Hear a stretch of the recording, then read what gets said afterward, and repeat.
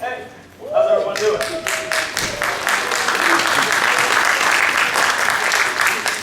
Hello, I am Jacob Wagner. I am the student director of the Willoughby South Drama Club. And I'd like to present today our show, The Plot Like Raven Thickens. And little disclaimer, there is murder and blood. Ooh, scary, I know. And please, no flash photography or recording. That means you, Nana. Okay? And just special shout out to all the people that made this happen. You know, South staff, North staff, my mom. I love my mom. And yeah, I'm really excited to put on our last performance of this for all of you wonderful people to see. Thank you for taking time out of your day to come see this, by the way. You didn't have to, but you did. And yeah, thanks.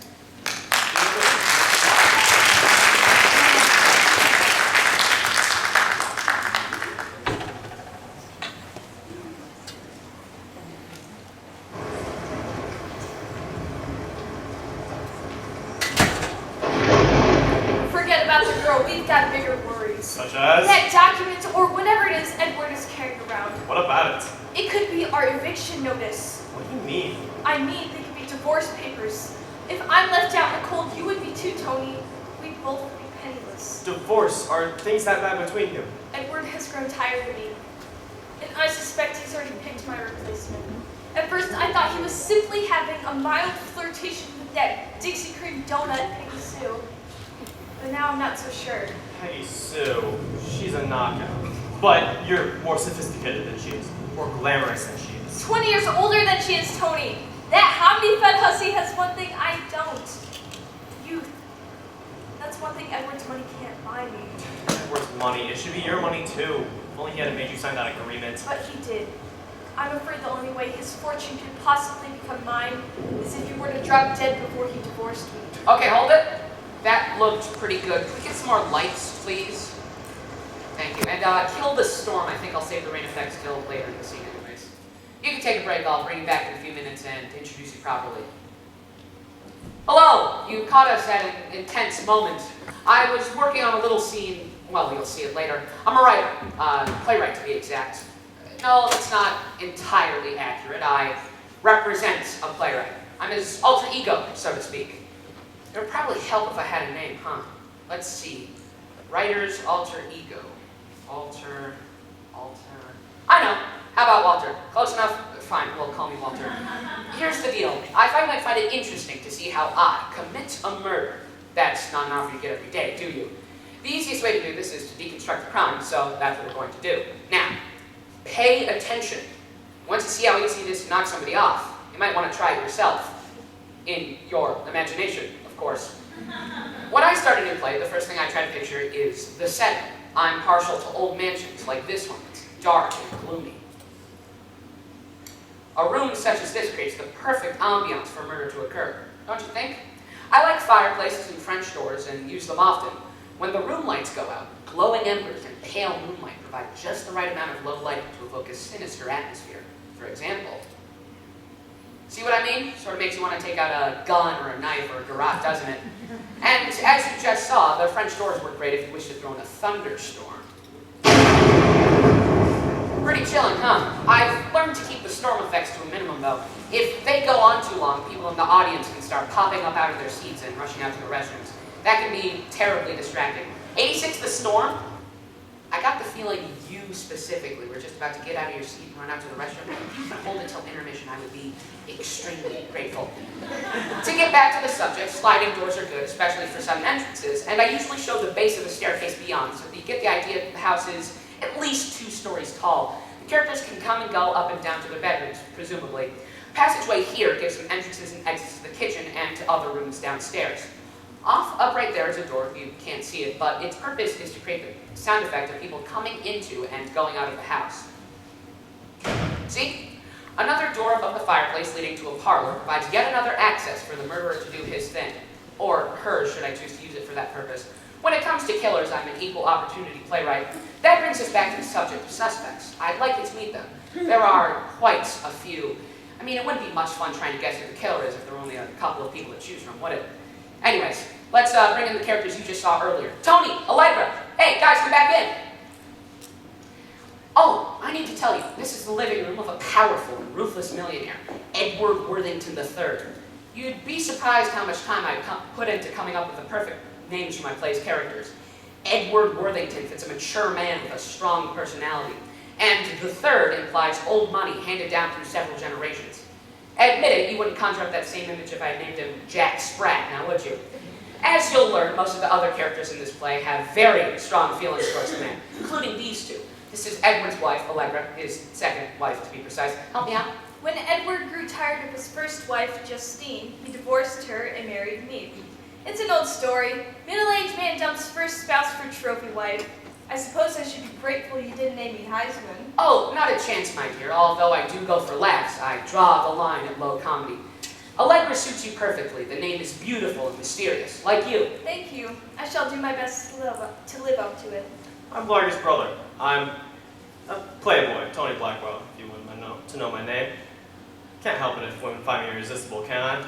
How about meeting me after the show, gorgeous? I know this quiet little place where we can have an intimate supper for two. Afterward, we can go to my place, put on some romantic music, and then... Time out.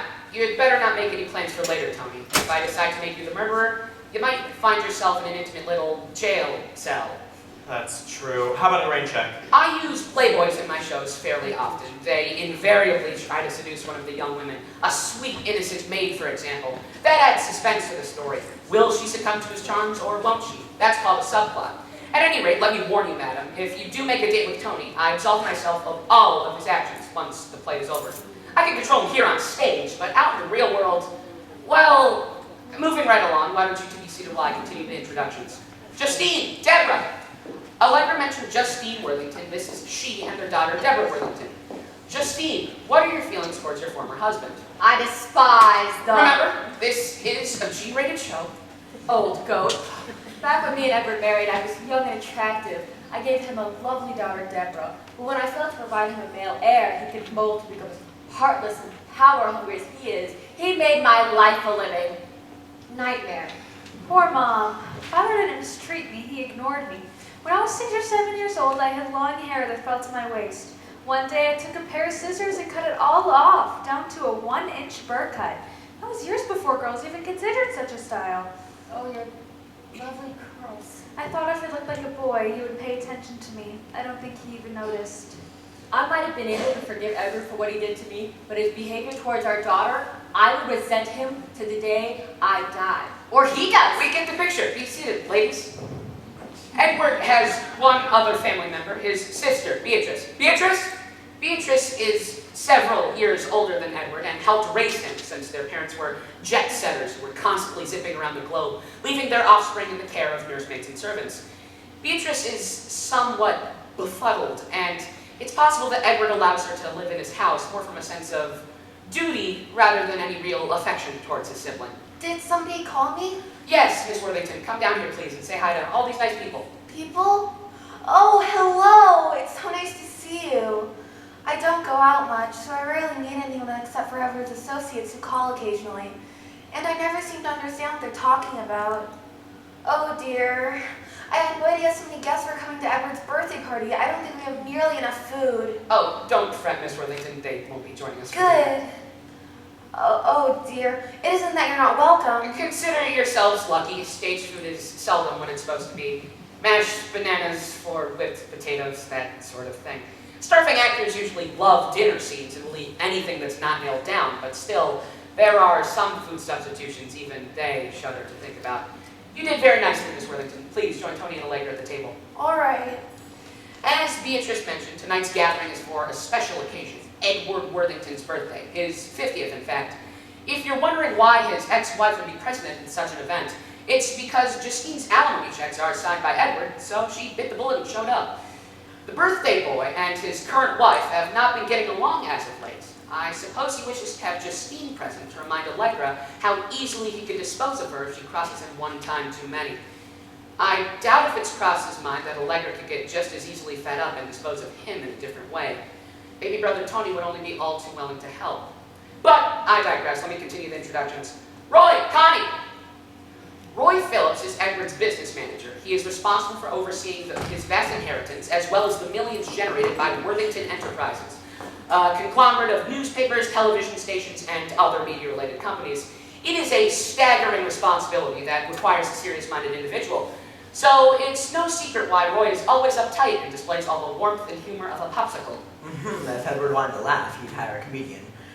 I've worked for Edward for 20 years. My employer is brilliant at running his business, but depends on me totally to control his finances. Sometimes I wonder if he truly appreciates how I do my job. I have no doubt you're great at it. They say behind every great man stands an equally great woman. No, Connie, that's just a figure of speech. I thought, never mind. The woman behind Roy, figuratively speaking, is his wife, Connie. The two are polar opposites. They are as mismatched as striped pants with a plaid shirt. Connie is as giddy as Roy is somber. Oh, not that bad. He's only saying that because I got lost in a super Walmart for an entire day, but it could happen to anybody. To be fair, I will add that you spent part of that time searching for a car in the parking lot. You would have done that too, right? Roy, if you'll help Connie find her way over to the cell phone, we'll continue. Another guest tonight is Edward's personal secretary, Peggy Sue Brumley. Peggy Sue? Peggy Sue comes from Alabama, possibly with a banjo on her knee. I say that because Peggy Sue is your typical Southern belle. She goes by both her first and middle names, of course. South of the Mason-Dixon line, you'll find a lot of Peggy Sues, Peggy Lees, Peggy Jeans, Peggy Ann's, whatever. That helps you tell all those Peggy's apart, Sugar Lump. Well, shut my mouth, say hi to Orange people, honey child. Hi, y'all. I admit I have a great affection towards Southern women. They're charming, funny, and very bright, though they could easily hide that fact if they needed to. They could easily get away with murder because you never suspect a sweet young thing like Peggy Sue could be capable of such a grisly crime. Well, I certainly hope not. I don't even know why Walter would suggest such a thing. Murder, indeed. The very thought just gives me the willies. Besides, after this, like somewhere heaps and heaps to go ahead and want them then, I can go on top with everybody. Well, just about. And Edward? Edward can be extremely demanding at times and real rude when he's in a bad mood. I mean, he does get in bad moods a lot, and he does ruffle my feathers sometimes, but you can't murder somebody for having an unpleasant disposition, can you? Anything's possible. Join the rest of your family at the table, Peggy Sue. Sure, sweetie. I have one last business associate of Edward's to introduce. Lawrence? Lawrence Tate is a lawyer, but that doesn't necessarily make him the villain of the piece. There is no doubt the man knows how to draw up a legal paper. If Lawrence had been around in 1776, he could have whipped out the Declaration of Independence in 15 minutes. Thank you. I'll accept the compliment because it happens to be true. You could say I'm quite adept at drafting the modern equivalent of the Declaration of Independence. To wit, divorce papers. If you don't believe me, just ask Justine Worthington. It's also possible that Allegra Worthington might be able to attest to that fact in the near future, but both women have learned the hard way that I can write up a marriage contract that is ironclad, one that protects Edward from fortune hunters with complete success. Thank you for the information, Lawrence. Anytime! You'll receive my bill in the mail. I have only myself to blame. I created him. One more set of introductions, then we'll get this show on the road. The servants. Staff, please join us. In real life, it would take a staff the size of a small platoon to run a mansion as large as Worthington Manor. But for our purposes, these four will represent the servants quite nicely. Sound off, troops. I'm Hollister, the butler. I picture Worthington Manor as a huge ocean liner, which I'm the captain. The other servants can tell you I run a tight ship. That's the truth, and I like it that way. I'm Mrs. Vickers, the housekeeper. Mr. Worthington's home is a show place, and I intend to keep it that way. I'm Ina, the cook. Somebody did give me a last name, so it's just Ina. I do my job, keep my ears open and mouth shut. You'd be surprised that I could tell you about the people who live under this roof, but I won't. I'm Edith, the maid. I'm kind of shy, and I wish I didn't have to stand up here and talk about myself. I heard what you said about Mr. Tony trying to seduce Nancy. That makes me nervous, too. Oh, don't worry, my dear. We'll deal with Tony when the time comes. If I may take center stage. Well, there you have them, folks. The cast of characters in tonight's little mystery. They include, as you recall, Edward's current wife and her playboy brother, his ex-wife and their daughter, his sister, his business manager and his wife, his secretary, his lawyer, and the household staff. They'll start the play when I summon the key figure of our story, Edward Worthington. Can we get a blackout and some mood music to provide transition, please?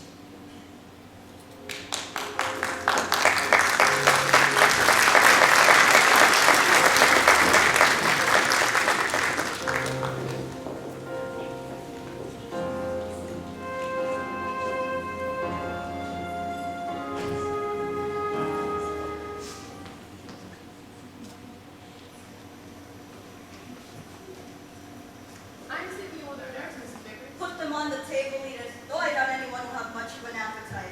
That'd be a shame. Mine's prepared a wonderful dinner. Hot roast, gravy, with potatoes. Ugh! She could have saved herself the trouble and opened a can of Spam. Believe me, this crowd will have their mind on the cooking. What do you mean? I mean, the guests know Mr. Worthington didn't invite them here for the pleasure of their company. He's barely civil to them at best. You mark my words, the boss is up to something. I hope it doesn't get unpleasant. I hate seeing it. Then you'd better go find a broom closet to take shelter in. I know Mr. Worthington and I know what he's capable of. You come on in here, Miss Beatrice. Holliston will announce dinner when it's ready. I found her sitting at the dining room table with my knife and a fork in the other. I'll take this. I'm hungry. There's a tray of Ina's lovely hors d'oeuvres on the table, Miss Beatrice. Why don't you have some of those? I believe I will. I have to get back to my little friends. You better bring in another tray of those hors d'oeuvres. Yes, ma'am. If you would keep her in here, I'd appreciate it. I think she'll be content where she is. Miss Beatrice, I need you to sit here and wait for the others. They'll be here shortly. I have to check the parlor should anyone wish to retire there after dinner. Retire? Is it time to go to bed? No, Miss Beatrice, just enjoy your snack. Snack? Oh yes. Would you like some? You can have the ones with the black things on them. They're olives. You can have them. I don't like them. No, thank you. There are some lovely mints too. I'll check on you later. That poor woman.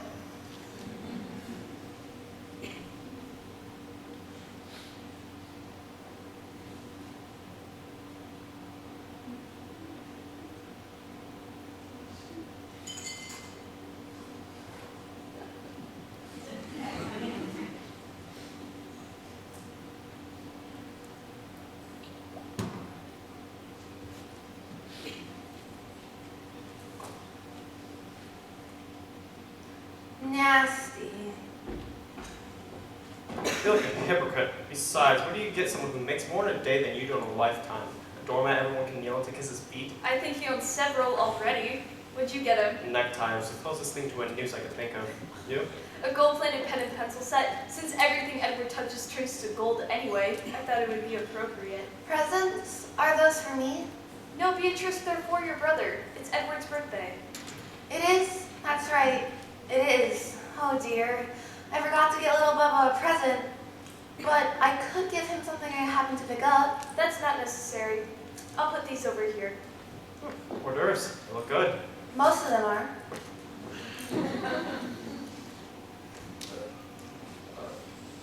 I'm not hungry anyway. What is it? Some kind of beetle, I think. Must have come out of the French doors. It's clouding over. The TV weatherman said there's a storm approaching. How appropriate. It can get tempestuous inside as well as out. Tony, Edward has been very difficult to deal with lately. Try not to do anything that might upset him. I'll try, sister dear, but the very fact I breathe the same air seems to upset Edward. Excuse me. Oh, We're nibbles. How nice. I'll put these over here. You're looking very pretty tonight, Edith. It must be the dress. Thank you, Mr. Blackwell. You look very nice in your tuxedo and all. Edith, I imagine Ina could come up with something for you to do in the kitchen. Why don't you find out? Yes, ma'am. Really, Tony? You're better off trying to charm some young heiress who could support you. I don't think Edward is going to allow me to help you out much longer. You'll skinflint. But don't worry, Allegra. I've got enough charm to go around for both heiresses and pretty maids. The guests are starting to arrive. Is the Avon lady here? No, Beatrice. Eat your hors d'oeuvres. What a good idea. Come in. Let me hang your coats. Thank you, Hollister. Like the party's here. Phillips.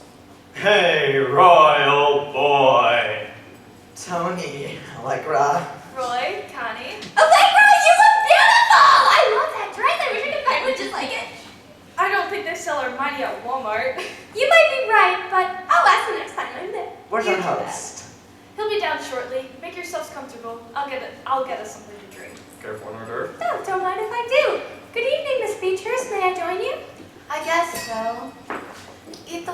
black things on them. You right, Mrs. Worthington? Yes, Edith, you can begin to serve the wine. Yes, ma'am. So, Roy, how are things at the office? Under control. Don't doubt it in the least. How are things wherever it is you spend your time? Could not be better, Roy. Could not be better. The man's name is Broadway. I'll take your coat. I'll to get Edith to bring in some southern comfort. Here, Hollister, be a lamb and hold this for me. Or maybe a pint of Jack Daniels. Miss Brumley. Evening, everybody. My goodness, Peggy Sue, that's the biggest present I've ever seen. What is it? For Edward, probably a money clip. Silly, actually, it's a year supply worth of common corn. The collection, I mean, what I guess that. What does he care? He probably retired after he made that sale. Oh, it didn't cost a whole heap of Legger, honey. Besides, it's a token gift anyways. Edward has everything his little old heart can desire. Does he now? Roy, Tony, y'all look mighty spiffy tonight. So do you, Peggy Sue? Good evening. In fact, they have to outlaw a dress like that on a woman like you. I find the combination can be highly combustible. Flatterer. Wine. Not a moment too soon. I wouldn't mind a little bubbly.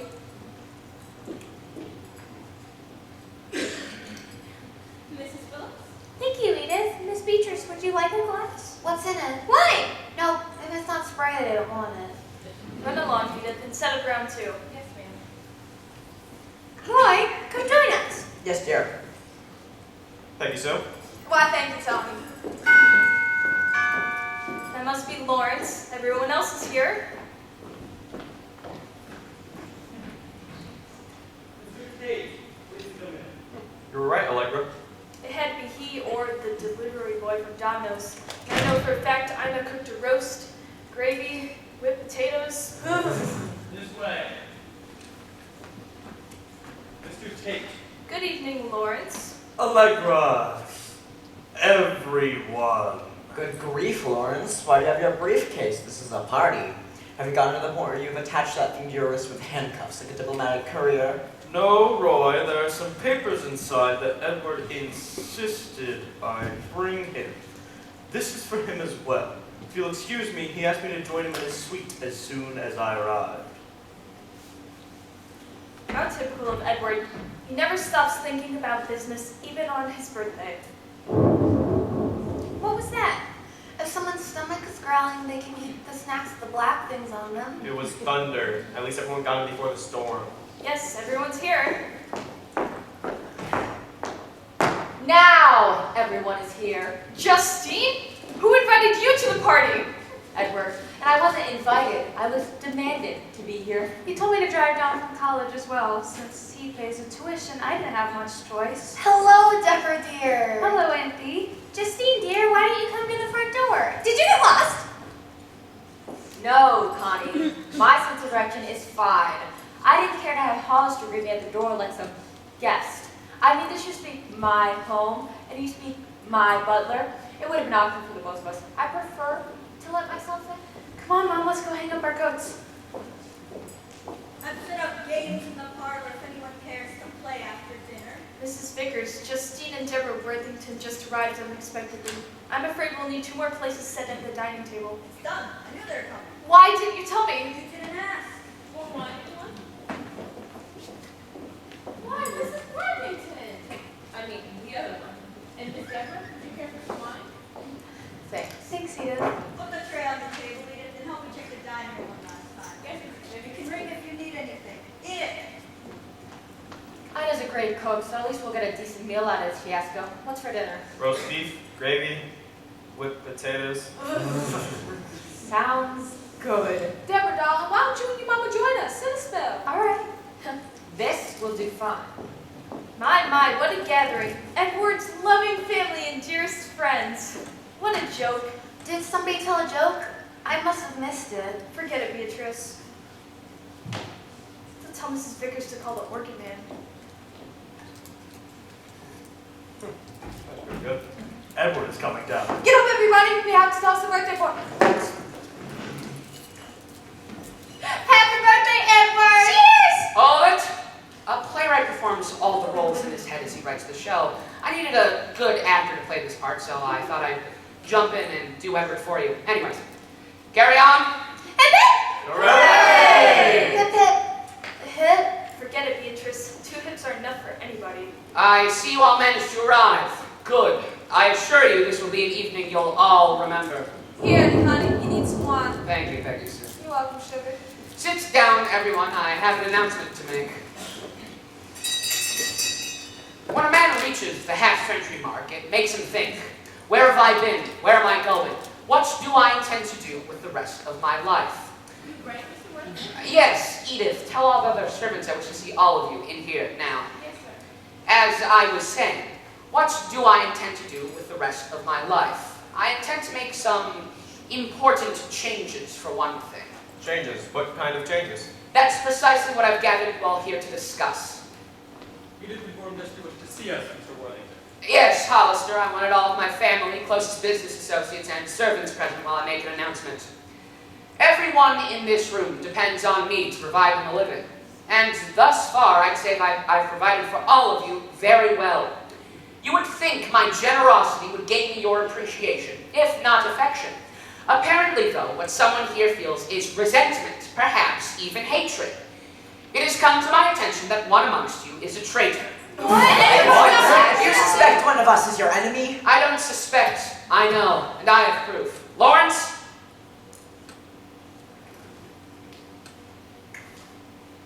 I have Lawrence bring you this. Inside is evidence of the traitor's duplicity.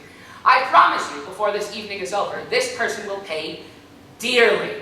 Edward, if you plan to punish one of us in some way, why not do whatever you're going to do now and get it over with? I was wondering the same thing as well, Mr. Worthington, if you don't mind my saying so. I intend to let this worm squirm a while before squashing it. I see you've all brought me gifts. After dinner, I'll open them, concluding with this, my birthday present to myself. That's when I'll rid myself of a backstabbing sycophant once and for all. But for now, let the festivities begin. What's for dinner, Ina? Your favorite, sir. Beef, gravy, potatoes. I can hardly wait. It sounds like a dinner to die for.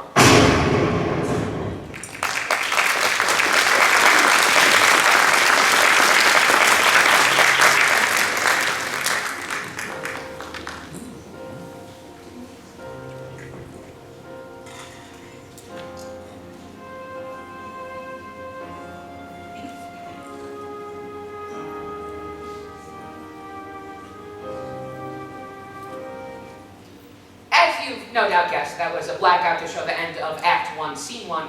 In my mysteries, it's the scene where I usually introduce you to the characters and give you an idea of their relationships to one another. This is called exposition. In tonight's production, that scene was shorter than usual since they and I told you something about them before the play began. But now, let's get into Act 1, Scene 2, about 2 hours later. This is the scene where the plot thickens. Make that the plot like gravy thickens. I had to get the full title in there. Anyways, Act 1, Scene 2. Annie, honey, what you doing in here all by your lonesome? Nearly everybody's in the parlor playing games, so you're ready to open your gifts and make your big announcement. Well, they're going through the motions. Nobody's really interested in Monopoly or Clue. I know a better game. Why don't you and I slip off on our own and play one in private? Uh-huh, we can't do that, sugar. Not here, you know that. I don't like being told no, Peggy Sue. You know that. Now, don't lose your temper, sweet pea. Besides, for all that I know, I might be the one you're planning to fire or whatever. You? Have you been up to no good, Peggy Sue? Of course not. I would never do anything to harm you, honey lamb, but someone could have told you I have been. Allegra, for instance, she just hates me, you know? I hate it when somebody hates me. Allegra has never said a word against you. If she hasn't, it's because she's afraid to. I'm sure she suspects I'm more to you than just an employee, but she doesn't dare confront you about it. Allegra knows if she forced you to choose between us, you'd throw her aside like you use Kleenex. You think so? Well, sure. You told me you made her sign a prenuptial agreement before you married her, like the one Justine had to. Of course, I'm too smart to let some fortune hunter take me for millions. But before you divorce them, your wives get to live like queens. Allegra has ridden that merry-go-round long enough. It's somebody else's turn. Why, for all that you know, you might have found the woman you want to spend the rest of your life with. We'll see, Peggy Sue. After tonight, there could be some big changes around here. Fine, I'm gonna slip into one of the upstairs bathrooms and freshen up. Don't you go and reveal your big surprise till I get back. And I don't suppose you wouldn't give me any hints as to who you plan clean and reprimand, would you? I can't do that, Peggy Sue. Even if I pout? Even if you pout. Ah, then I won't waste the pucker. They make little lines around my face anyways. I'll be back in about 2 shakes of a lamb's tail. Here you are, Edward. Were you looking for me, Beatrice? Yes, What is it? I listened to what you said to us earlier, but I don't understand. I'm confused. I expected that. I think you're unhappy with one of us. At least one. And you're going to punish someone. That is my plan. I hope it isn't me. Have you been naughty?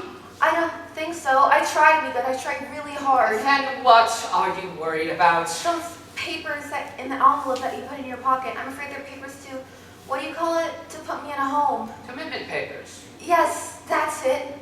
You won't send me away. But you little Bubba, this is my home.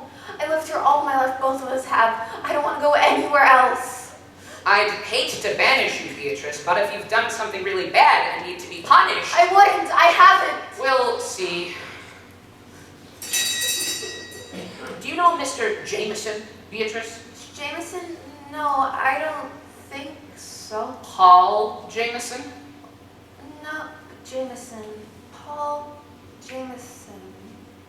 Oh, I remember. The other day when I walked into the library, your lawyer, Mr. Tate, I was on the phone. When he saw me, he said, "I'll get back to you, Jameson." That's very interesting.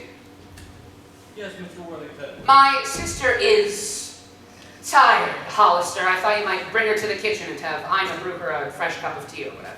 I'll be glad to. Miss Beatrice, why don't you come with me? With you? Of course. Where are we going, Hollister? To the kitchen. We're going to have some tea. A tea party? If you like. Oh, I would. You're wearing a very nice perfume, Miss Beatrice. Is it new? Yes, it's called Primrose.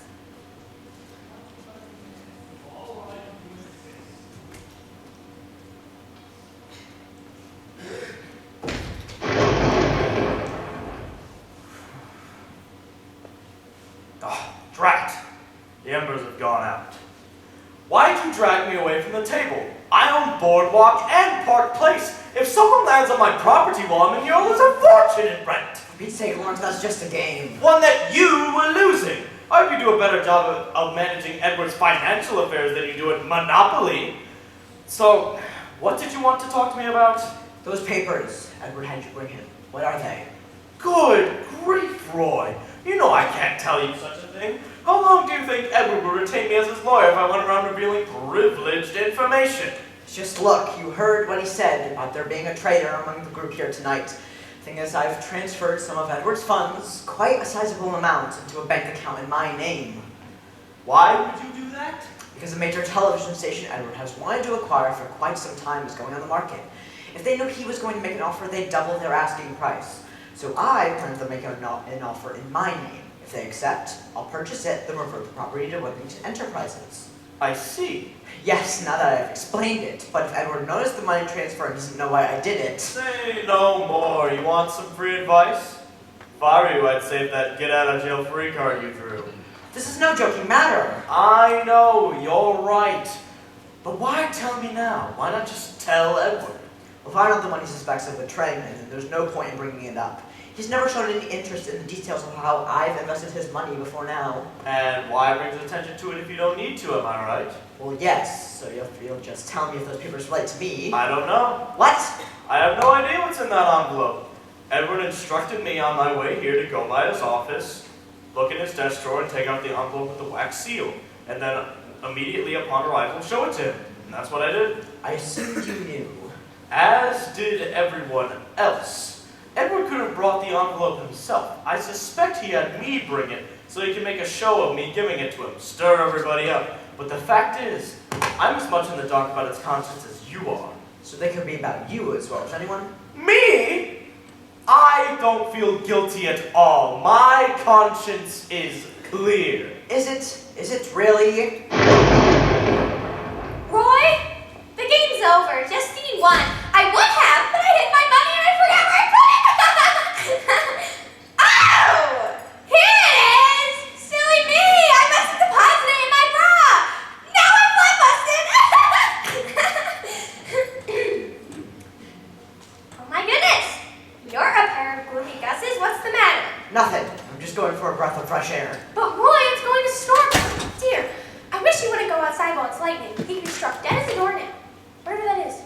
guess he prefers Mother Nature's wrath over Edward's.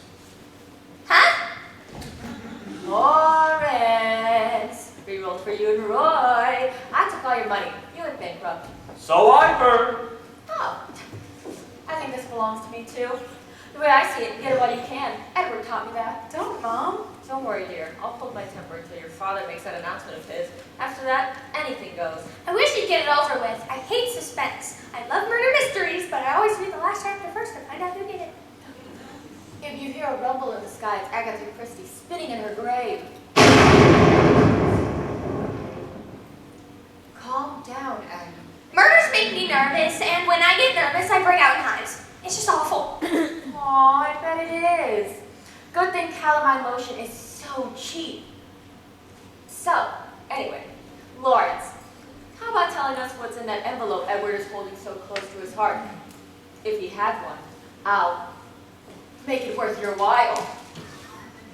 Roy was wondering the same thing just moments ago. As I told him, I don't know. You don't? I thought it might be... Never mind. Why should you be concerned, Deborah? Father arranged for the college to send him a copy of my grades each semester. Not that he cares about me, he's more interested in how his money's being spent.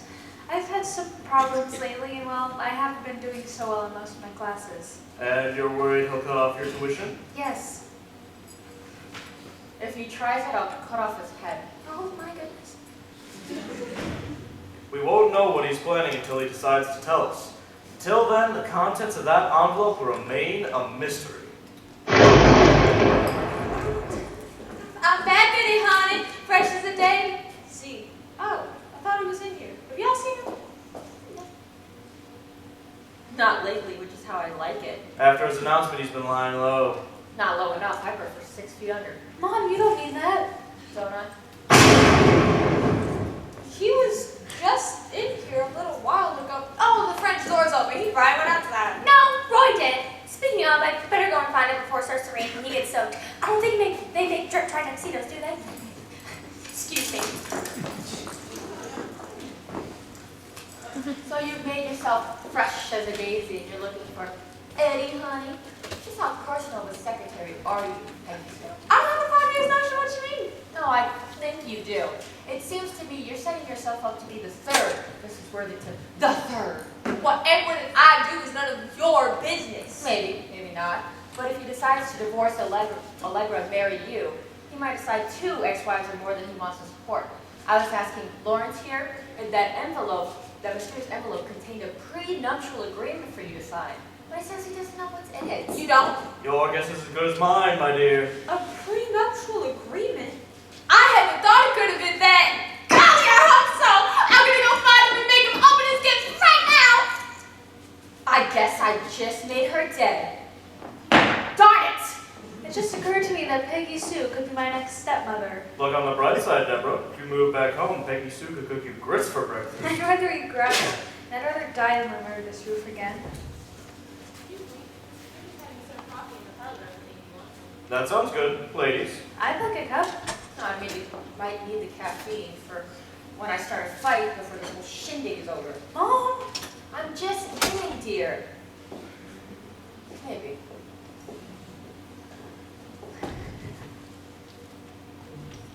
I was wondering when I'd catch you alone.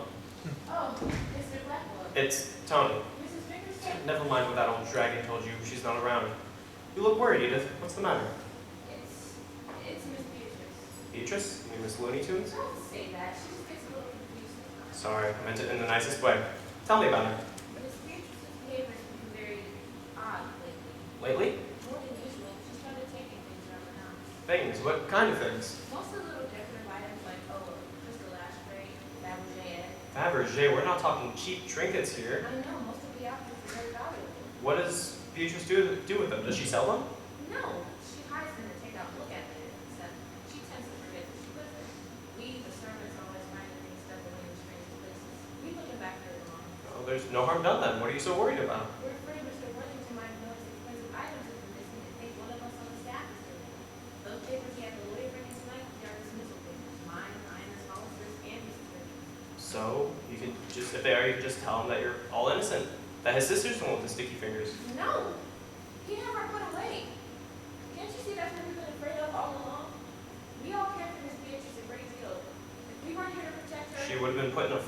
a long time ago. There, Edith. Don't cry. I can't stand to see a woman cry. It just makes me want to put my arms around her like this, kiss away the tears like this.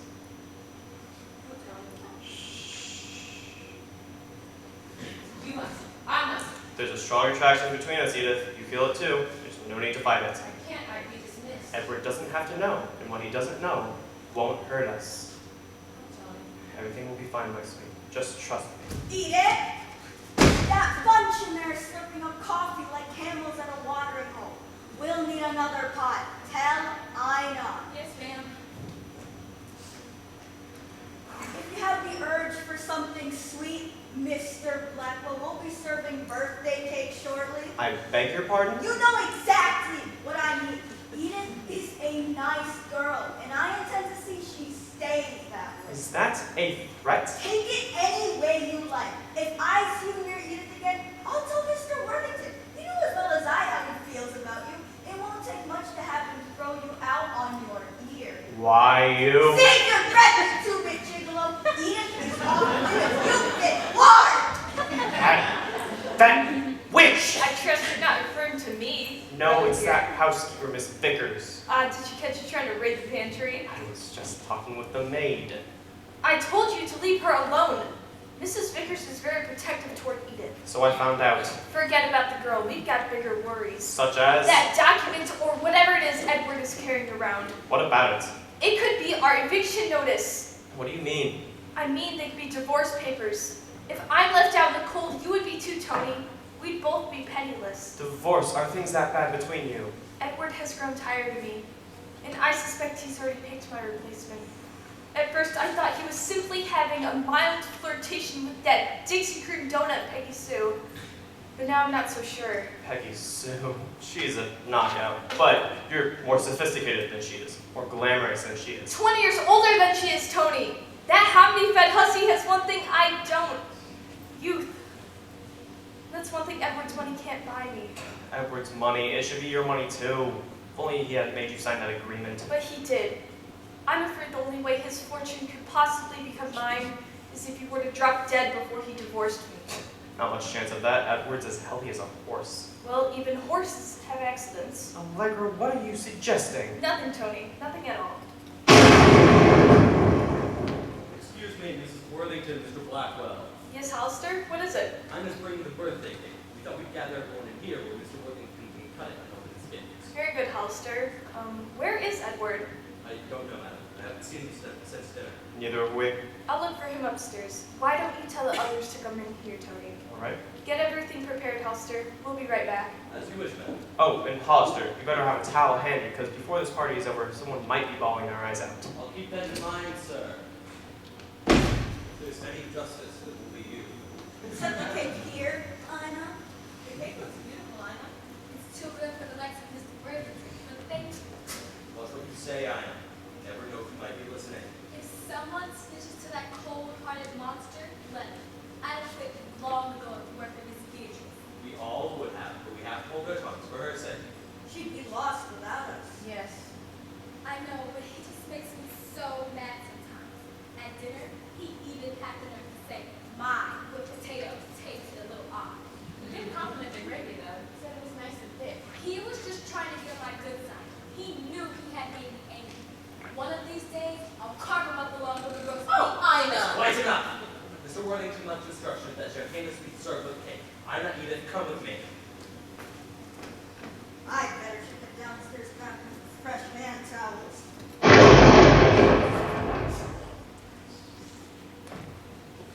Well, well, it appears my little envelope has created quite the stir, just as I suspected it would. Seems everyone under this roof has something to answer for, and they will before the night is over. Oh, we just made it! I told you the rain wouldn't hold off much longer. Ah! Edward! Ryan went out for some fresh air. I had to go and find him.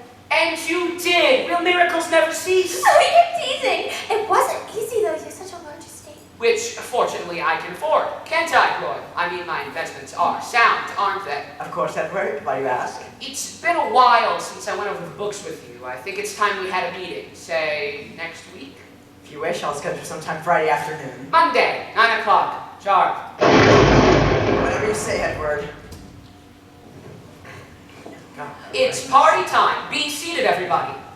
Edward, where on earth have you been? You practically disappeared into thin air. Here and there. Have a seat, Peggy Sue. Don't mind if I do. Place them on the table with the cake. Staff, if you'll remain as well, I wouldn't dream of leaving you servants out of the festivities. Yes, Mr. Worthington. And last to arrive, but not least, is my devoted and loving wife, Allegra. Come in, Allegra. Sit. The moment you've all been anxiously awaiting has arrived, but, what should I do first? Cut the cake or open the gifts? Yes. Gifts. Are you sure? The cake looks delicious. You've outdone yourself, Anna. I don't think I can resist it till later. Ina did work hard to make it in my honor. What type of cake is it, Ina? Oh, I'm frightened. I suspect you're not the only one. For heaven's sake, Edward, stop toying with us. You know no one cares about the cake, or champagne, or the stupid gifts. Tell us what's in the envelope.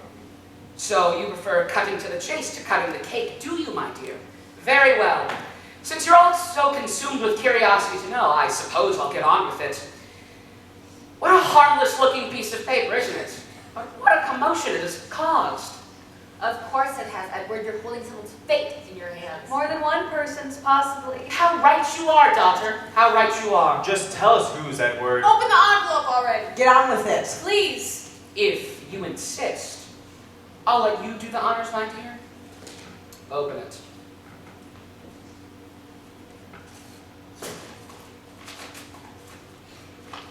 They're blank. What? Is this your idea of a joke? Not at all. Sit down. I've suspected for some time that some, if not all of you, have been keeping secrets from me, perhaps even plotting and scheming to do me harm. The hostility I feel in this room is so thick, you could cut it with that knife. I figured it was time to get everything out in the open, and I have. How did I accomplish this? With a little game I devised. Let's call it the envelope game. By making you think there were papers inside that could expose your deceitful nature, each of you projected your worst fears onto the envelope and discussed them amongst yourselves. All I had to do was stand back and listen. They all came tumbling out your little secrets, and I heard them. Roy's private investment using my money, Tony's philandering, Deborah's failing grades, Justine's fear that'll cut off her support, Beatrice's kleptomania, which my faithful servants have helped uphold. I even learned, inadvertently, thanks to a comment Beatrice made, thank you so much for that, by the way, the main secret I set out to discover, namely the one among you who has been selling information to a Paul Jameson. I believe the Bar Association frowns upon such unethical behavior, Lawrence. What? I think you... Sit down, I will deal with you later. To conclude my litany of your offenses, there's my loving wife, Allegra, who said to baby brother Tony that she would wish to see me dead. I didn't. You misunderstood me, Edward. Oh, I understood perfectly. It seems the only one among you I can trust is Peggy Sue, my future bride. She's marrying me for my money, but at least she's honest enough to admit it. Not just for your money, honey bunny. I love you too. I believe you, almost. So what do you want us to do now, Edward? Peggy Sue and I are leaving. I've arranged a cozy little weekend getaway at a small little inn north of the Hamptons. Anyways, when I return, I expect all of you to be gone. I want each and every one of you out of this house. Soon, you'll all be out of my life. Forever. No, dance! It must be the storm. What? Sorry about that. Boy, don't touch me there. Generator just a sun and a current. Automatically, at any moment now. There, stay here. I do know! Oh, goodness. Bye.